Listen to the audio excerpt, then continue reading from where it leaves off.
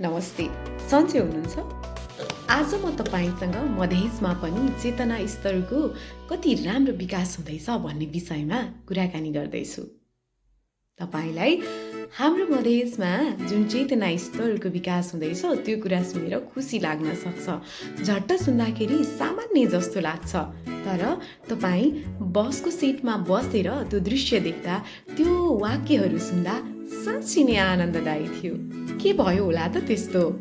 म आउँदै थिएँ बसमा हेटौडादेखि बर्दिवास र त्यस क्रममा बर्दिवास नजिकै टुटेश्वर छ, जहाँ चाहिँ टुटेश्वर महादेव मन्दिरको प्रवेशद्वार हो। त्यसलाई चाहिँ हामीले टुटेश्वर भनेर चिन्दछौँ। त्यहाँबाट 3 जना महिलाहरू चढ्नुहुन्छ। गाडी थियो मा गायत्री, जुन चाहिँ काठमाडौँबाट आएको थियो। अनि त्यहाँ चाहिँ जो बस चालकका सहयोगी हुनुहुन्छ, जो ढोकामा बस्नुहुन्छ, उहाँले चाहिँ गाडी रोक्नुभयो। रोकिसकेपछि 3 जना महिलाहरू चढ्नुभयो। साँझ बेला भइसकेको थियो, झन्डै 5 बजेको आसपासमा थियौँ हामी। त्यसपछि एकजना हेर्दा हामीले जेन्टलम्यान भन्छौँ नि, जेन्टल देखिने एकजना पुरुष हुनुहुन्थ्यो। उहाँ लगभग 40को अराउन्ड अथवा 50, आजकल त उमेर ठ्याक्कै थाहा हुँदैन, त्यो उमेर समूहको हुनुहुन्थ्यो। अनि हेर्दा स्मार्ट पनि देखिनुहुन्थ्यो। नर्मली हामीले क्राइटेरिया छुट्याए अनुसार उहाँले मैथिली भाषामा, मलाई मैथिली भाषा राम्रोसँग बोल्न पनि आउँदैन, म मजाले पनि बुझ्दिनँ, तर केही बुझ्छु। त्यो अनुसारले उहाँले जे सोध्नुभयो त्यो भन्दैछु। कति लेबै भाडा भनेर सोध्नुभयो उहाँले, अथवा कति दिन्छन् उनीहरूले भाडा भन्ने उहाँको प्रसङ्ग थियो। 81 त्यसरी सोध्नुभयो।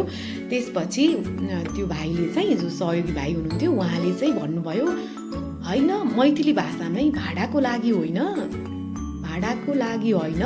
हामीले चाहिँ सहयोग गरेको हो। महिलाहरू छन् नि त, उनीहरूलाई अब अहिले लोकल गाडी पनि भेटिँदैन, अनि अरू गाडीहरूले रोक्दैन, फेरि जङ्गल छ, त्यस कारणले यस्तो गरेको हो भनेर उसले भन्छ के, त्यो भाइले भन्नुहुन्छ है।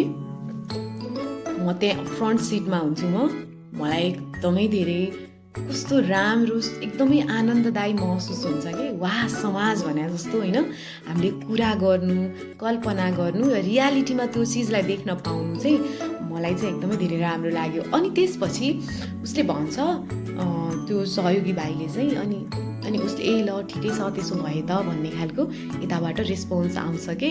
फेरि चढ्ने मधेसी महिला हुनुहुँदैन थियो, पहाडी महिला हुनुहुन्थ्यो, रोक्ने मधेसी भाइ होइन, ड्राइभर पनि, अनि सोध्ने पनि। तर हेर्नु न, कम्युनिटी ब्यालेन्स के, चेतना स्तर कस्तो राम्रो के होइन भन्नु त। हामीले खोजेको समाज त यस्तै हो नि है। हामीले त एक अर्का मान्छेलाई चाहिँ मान्छे भएको हिसाबले सहयोग गर्नुपर्ने हो नि। अप्ठ्यारोमा, दुःखमा हामीले चाहिँ सहयोग गर्नुपर्छ है। भन्नुहोस् त, तपाईँले सोच्नु भएको, सृजना गरेको समाज यो भित्र पर्छ कि पर्दैन? भनेपछि अब मधेस सुध्रदैछ र मलाई अब मधेसवासी हुनुमा पनि गर्व लाग्ने दिन आउँदैछ। कृपया हामीले सोचे जस्तो समाज निर्माण गर्नको लागि हाम्रो तर्फबाट पनि हामीले कदम चाल्नुपर्छ होइन र? सभ्य नागरिक त हामी आफैबाट बन्ने होला नि होइन? कसैलाई प्रश्न गर्नुभन्दा पहिले त हामी आफू पनि त सभ्य बन्नुपर्छ होला नि, कि कसो त? तपाईँलाई के लाग्छ? तपाईँसँग पनि आफूले यात्रा गर्दाखेरिका यस्ता राम्रा कुनै घटना भए तपाईँले सेयर गर्न सक्नुहुन्छ।